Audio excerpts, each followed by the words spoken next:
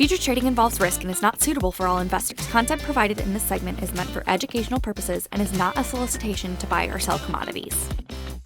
Hello, and welcome to another edition of Forecast Update Live, a video series from EverAg Insights where each month we will gather to discuss our dairy market forecast.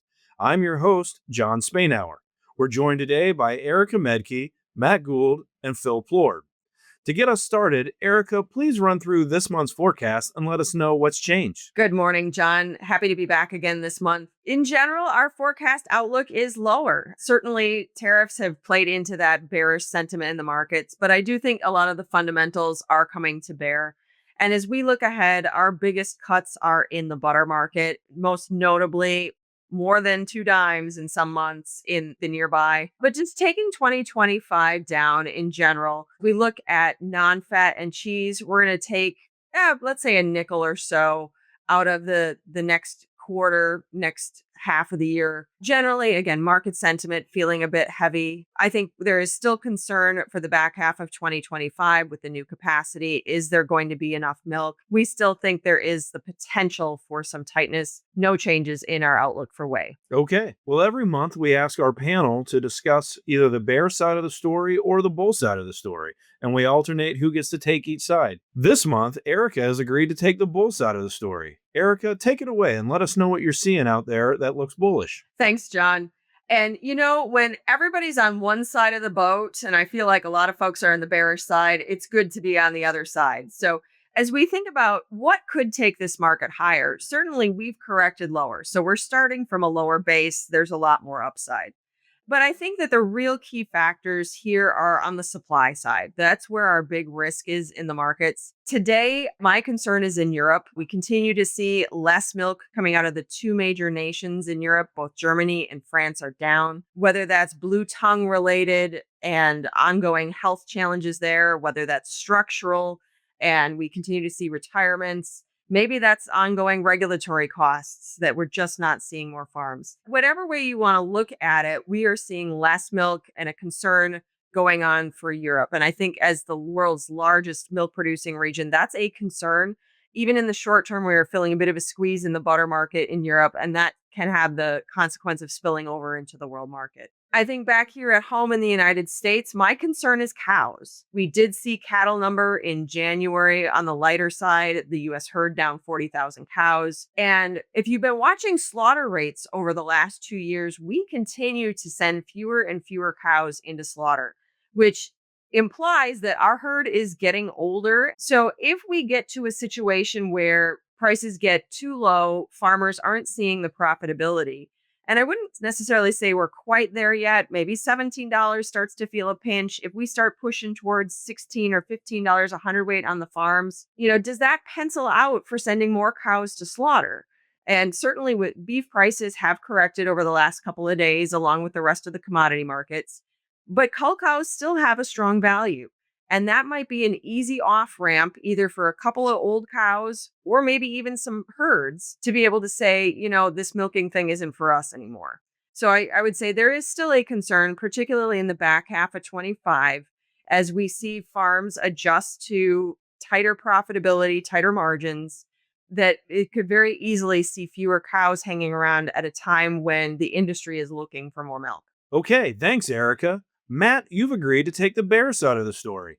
Let us know what you're seeing out in the market that it looks bearish this month. Thanks, John. And I think I have the easier argument to make today. Over the course of the last month, it's been pretty astounding to watch sentiment shift so hard in a bearish way. And the reasons for it, I think there's a supply component, and we're going to talk about that. But then there's also a demand component. So starting with supply, by no means are we sitting with a wall of milk facing us today. But what we are seeing is we're starting to see the trend reverse, where we are returning to growth. I want to call out California, who in January was only down 5.7% after being down 8% in December. So we're seeing a recovery from HPAI. Cow numbers are up year over year in 10 states. And most importantly, milk fat components are rising dramatically, and they've risen so much to the point that cream markets have become sloppy. In fact, probably the sloppiest they've been maybe even since the pandemic. we've definitely seen, I would say over the course of the last month, the trends that suggest it looks like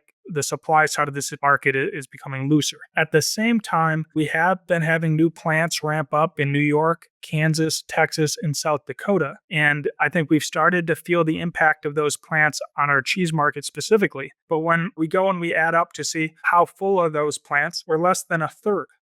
So we still have another 2/3 to go to fill up the new stainless steel. And so we haven't yet seen what could be possible peak cheese production. To Erica's point, if you want to be bullish, you have the view that we just won't make the milk. Certainly the bearish view today is that we do fill up those plants, and that would be a very price negative development. Now on the demand side of things, and I would say this is where we've seen the most change over the last month, broadly speaking, we're hearing about headwinds related to domestic demand. February was a particularly disappointing month for food service. We're also hearing demand complaints more generally, I would say, at grocery as well. We picked up kind of anecdotally just a slowdown in the consumer environment domestically. What that means is that we have more supply, less domestic demand.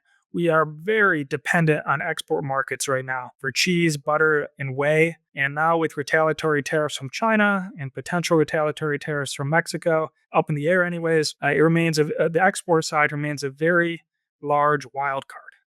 So you take it together with this supply situation, which seems that there's more supply, and domestic demand that seems less robust. You can see why today it was the easier side given the bearish talking points. Thanks, Matt. Okay, every month, Phil brings us what he refers to as his favorite look. Phil, what do you have for us this month? Thanks, John. The 3 favorite looks in this month's report are all good, but my favorite of the favorites is one covering fourth quarter sales for Big Pizza. Domino's, Pizza Hut, Papa John's, all publicly traded, all report results, and they were not good for Q4. Domino's was positive with same-store sales up 0.4%, but that's the worst showing for Domino's since Q3 of 2023. Pizza Hut comp sales were down 2%, Papa John's down 4%. It's been more than a year since those chains were in positive territory. And then, you have to keep in mind that these are dollar sales comps. Menu prices are up in the meantime. So the actual performance in terms of volume is even worse than those dollar sales numbers imply. We're not picking on the big 3 here. I'm not convinced that medium and small companies did much better. We're dealing with inflation, tight consumer conditions.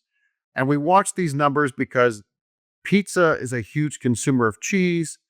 If you wanted to be bullish the cheese market, you want to see big pizza, small pizza, medium pizza, all doing well.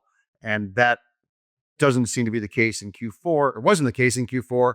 And even today, the notes we're hearing aren't positive. Thanks, Phil. That is a great segue as it comes out of Matt's conversation on the bear side related to domestic demand. Okay, that'll do it for this month's edition of Forecast Update Live. Thank you to all of our panelists. Thank you to everyone on the EverAg Insights team for their work on the forecast. And thank you, the viewers, for tuning in. If you don't receive our forecast update and would like to subscribe, please reach out via email at insights@ever.ag. If you like this video, be sure to subscribe on our YouTube channel, give us a thumbs up, and share with a friend. We'll see you next month for another edition of Forecast Update Live.